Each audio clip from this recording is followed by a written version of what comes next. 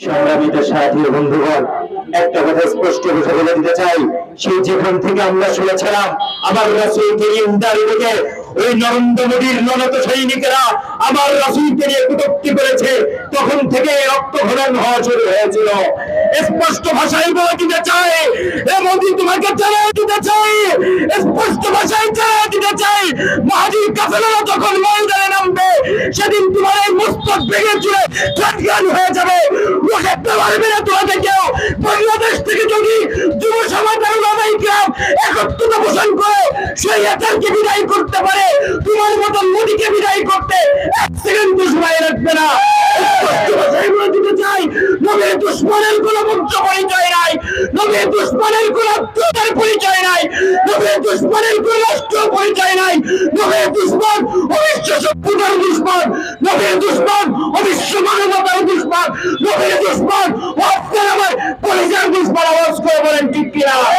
মুসলমান ভাইরা, নবীর ইজ্জত রক্ষার জন্য আল্লাহ মামুনুল হক ইন্ডিয়ার বিরুদ্ধে মঞ্চের দায় জীবনের শেষ পর্যন্ত আল্লাহর জন্য আল্লাহ নবীর ইজ্জত রক্ষার জন্য দেখতে প্রস্তুত আছেন ইনশাআল্লাহ।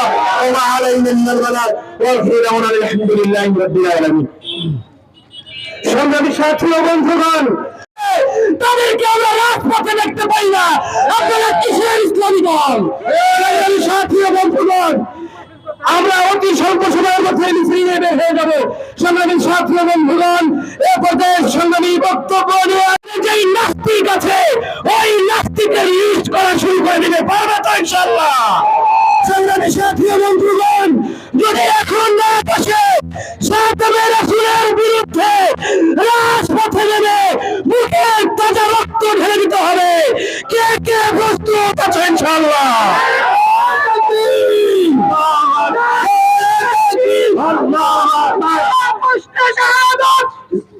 যুবক কটূক্তি করেছিল, আল্লাহর রহমতে আন্দোলনের কারণে গ্রেফতার হয়েছে। গতকালকে ঝালকাঠিতে একটা যুবক আল্লাহ রাসূলকে নিয়ে কটূক্তি করেছে। আমি মাদারীপুর থেকে ঘোষণা করে দিতেছি, যদি কেউ ভালো করে শুনে রাখেন, যদি কেউ সাতমে রাসূলের কোন লোকেশন কোন খবর দিতে পারেন তাকে ব্যক্তিগতভাবে 10,000 টাকা পুরস্কার করব। আর যদি কেউ আমি সাইফুল্লাহকে সাতমে রাসূলের তার যেই কটূক্তি প্রমাণ সহকারে তার কাছে নিয়ে যেতে পারেন, আল্লাহর কসম আমি তাকে 1 লক্ষ টাকা পুরস্কার করব। সাতমে রাসূলের দুনিয়ার বুকে থাকার কোনো অধিকার নয়। সাতমে রাসূলকে যেখানে পাওয়া যাবে সেখানে দাফন করে ফেলতে হবে, এই জজবাড়িয়ে ঘরে ফেলতে হবে ইনশাআল্লাহ। পারবেন তো? সাতমে রাসূলের ব্যাপারে কোনো ছাড় হবে? কোনো সুপারিশ কার্যকর হবে? কোনো সুপারিশ কার্যকর হবে না। মাদারীপুরে ইতিপূর্বে আমরা দেখেছি অনেক সাতমে রাসূলের ব্যাপারে সুপারিশ করা হয়েছে। তুমি যেই হও না কেন, যে সাতমে রাসূলের ব্যাপারে সুপারিশ করে তুললে কাফের, তুমি রাসূলের সাথে তোমাদের সুপারিশ গ্রহণ করা হবে না, বরং সাতমে রাসূলের সাথে তোমাদেরকে হত্যা করা হবে ইনশাআল্লাহ। আমরা বুদ্ধির ঘটনা কিন্তু ভুলে যাই নাই, ভুলে যাই নাই। মাদারীপুরে আরো ঘটনা ঘটেছে, ভুলে যাই নাই। সাবধান হয়ে যান, সমাবেশ থেকে বলতেছি, সাবধান হয়ে যান। মাদারীপুরে কোন সাতমে রাসূলকে জিন্দা রাখা হবে না, সাতমে রাসূলকে আল্লাহর জমিনে নিশ্চিন্তে বসবাস করতে দেওয়া হবে না। সাথে সাথে গজওয়াতুল হিন্দ আসতেছে, প্রস্তুত হও, প্রস্তুত হও। মোদী সরকারের কাছে দাবি চাইও না, এই বোকামি করো না। বক্তব্যের ভিতরে লেখালেখির ভিতরে এই বোকামি করো না। মোদীর কাছে কি বিচার চাও বেটা? মোদী তো এগুলো করাইতেছে।